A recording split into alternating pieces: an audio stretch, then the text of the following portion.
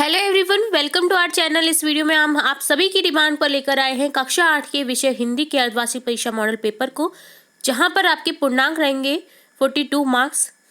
यहां आपको जो शुरू से 1 से लेकर के जो 20 तक के प्रश्न हैं वो आपको एमएस में मिलेंगे, ऑब्जेक्टिव टाइप मिलेंगे या फिर रिक्त स्थान में मिलेंगे। तो यहाँ हम डायरेक्ट आपको आंसर बताते हुए जा रहे हैं ताकि आप फटाफट से इन्हें याद कर लें और अपने एग्जाम पेपर में इन्हें सही से लिख पाए। ठीक है, पूरे पेपर को ध्यान से देखिएगा। मैं बीच बीच में आपको इम्पोर्टेंट क्वेश्चंस और भी बताती रहूंगी, इसलिए आपको पूरा पेपर ध्यान से सुनना है और ध्यान से देखना है ताकि आपका जो पेपर होने वाला है अच्छे से हो जाए, ताकि आपके जो पूर्णांक है 42 अंक, आप 42 में से 42 अंक प्राप्त कर सके। ठीक है, मैं 100% दावा नहीं करती हूँ, बट हाँ 95% इसी पेपर में से आपको मिलने वाले हैं अपनी आगामी एग्जाम में। ठीक है, तो चलिए स्टार्ट करते हैं बिना देरी किए फर्स्ट क्वेश्चन से। फर्स्ट क्वेश्चन है, तंद्रालस शब्द का अर्थ है। यहाँ आंसर होगा नींद से अलसाया हुआ। ऑप्शंस दिए जाएंगे, आपको एक आंसर लिखना होगा। तो यहाँ मैं आपको डायरेक्ट आंसर बता रही हूँ, नींद से अलसाया हुआ को टिक कर देना है आपको। ठीक है, सेकंड क्वेश्चन है, निद्रित शब्द का विलोम है। निद्रित शब्द का विलोम होगा जागृत।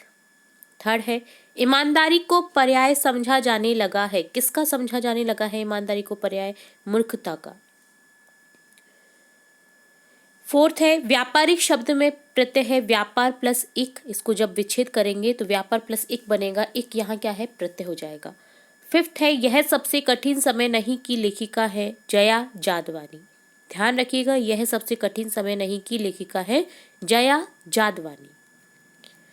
सिक्स है, यह सबसे कठिन समय नहीं कविता में संदेश है। किसकी ओर संदेश है? लक्ष्य की ओर बढ़ने का संदेश है कि यह सबसे कठिन समय नहीं, अभी तो तुम्हें बहुत ऊंचाइयां छूनी है।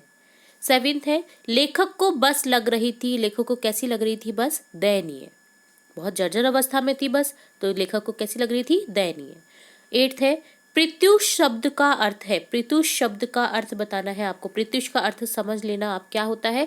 प्रातः काल। नाइन्थ है, पत्र मिलते ही उसका जवाब लिख देने की आदत या स्वभाव किसका था? तो जवाब देने की जो आदत थी वो था महात्मा गांधी का। तुरंत पत्र लिख देते थे वो, जो भी पत्र मिलता था उसका रिप्लाई तुरंत देते थे। ठीक है।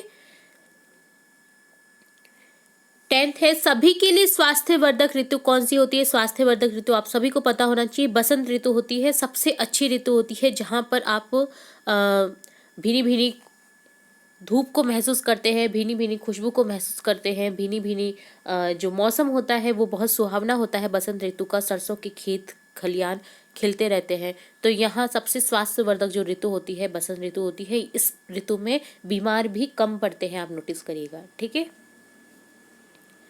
11th है, बदलू मनिहार का पैतृक धंधा था। बदलू मनिहार का पैतृक धंधा था चूड़ियाँ बनाना। बदलू क्या बनाता था? लाख की चूड़ियाँ बनाता था, तो यहाँ लिख देंगे चूड़ियाँ बनाना।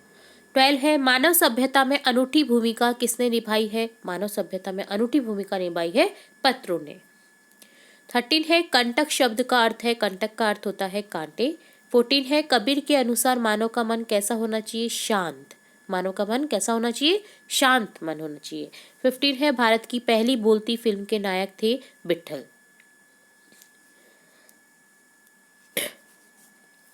चलिए नेक्स्ट देखेंगे, निम्न का अर्थ बताओ। यहाँ पर आपको कुछ मुहावरे दिए जाएंगे जिनके आपको अर्थ बताने हैं, जैसे कमर कसना, तैयार होना, फलना फूलना, उन्नति करना। हम किसी को आशीर्वाद देते हैं, फल खूब फलो फूलो, अर्थात उन्नति करो।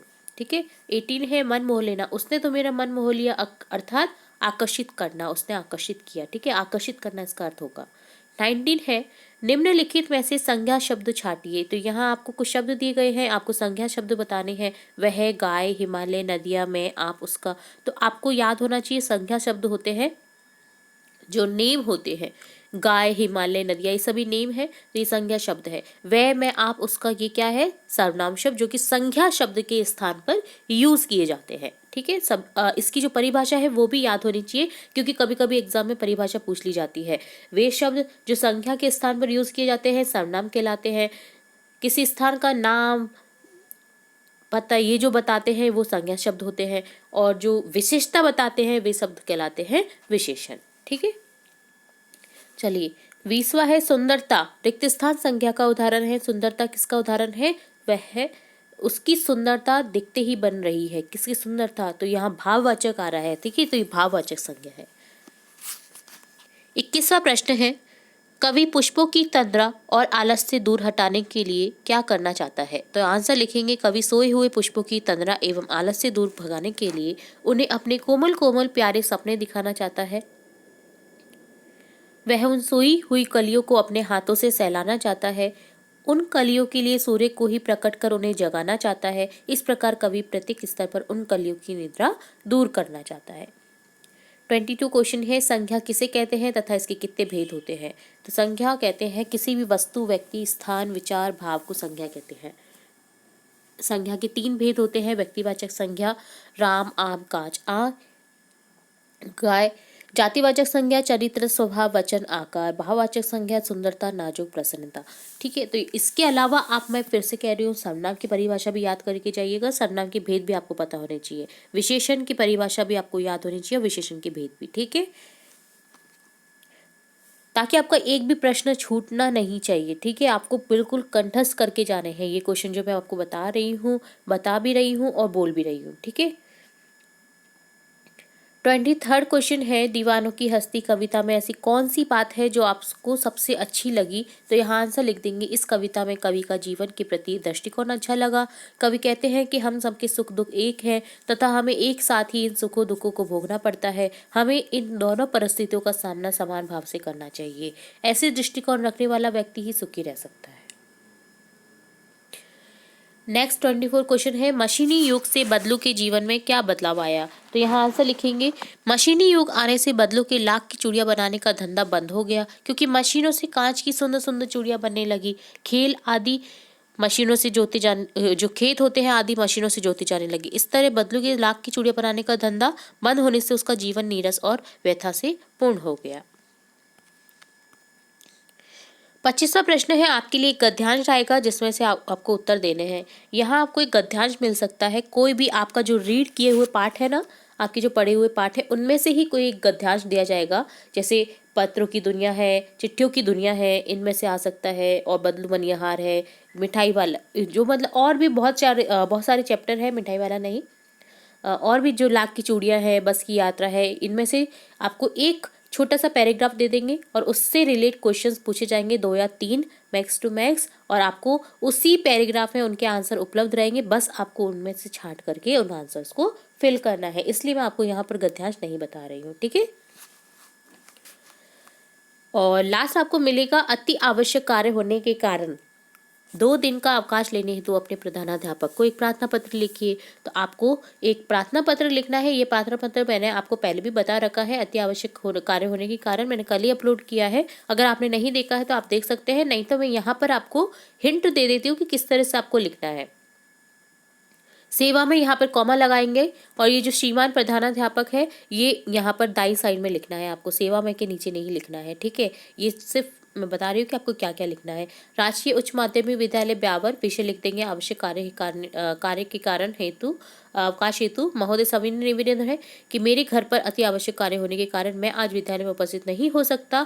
आपसे अनुरोध है कि मुझे यहाँ 1 दिन है, आपको 2 दिन दिया गया है तो आप 2 दिन कर देंगे, 2 दिन का अवकाश प्रदान करने की कृपा करें। धन्यवाद। आपका आज्ञाकारी शिष्य यहाँ आ जाएगा दाई साइड में। यहाँ पर आपको दिनांक लिखनी है, जहाँ पर आपका आज्ञाकारी शिष्य लिखा हुआ है ना, यहाँ पर आपको दिनांक लिखनी है जिस भी डेट को आपका ये पेपर है, जिस भी डेट को आप ये पत्र लिख रहे हैं। ठीक है, तो यहाँ पर दाई साइड में आप लिख देंगे आपका आज्ञाकारी शिष्य, नेम लिख देंगे, कक्षा लिख देंगे, रोल नंबर लिख देंगे। ठीक है, तो इस तरह से आपको ये पत्र लिखना है।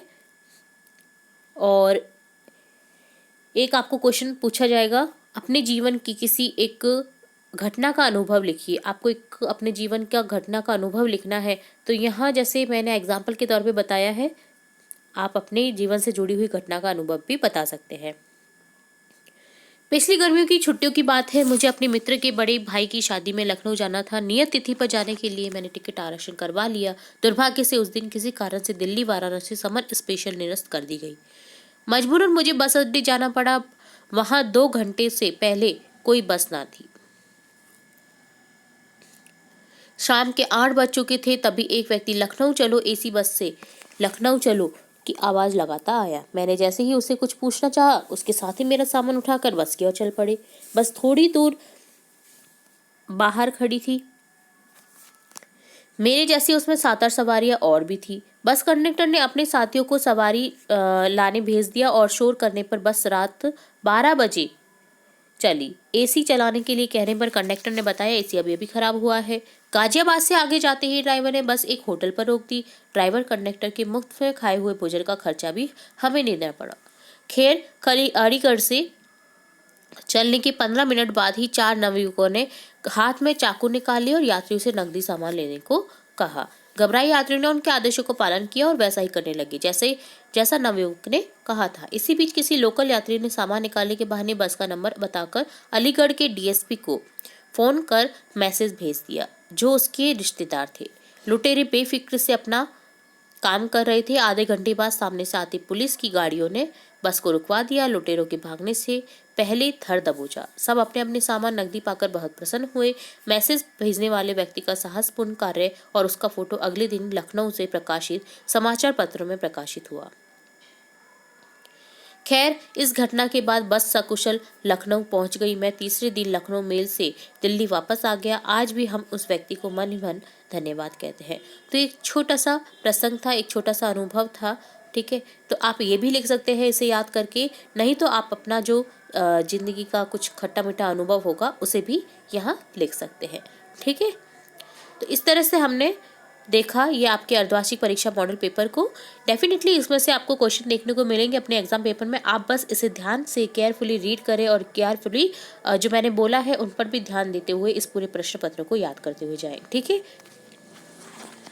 तो इसी तरह हम आपके लिए और भी वीडियोस लाते रहेंगे। जुड़े रहिए हमारे चैनल के साथ। वीडियो को पूरा देखने के लिए धन्यवाद।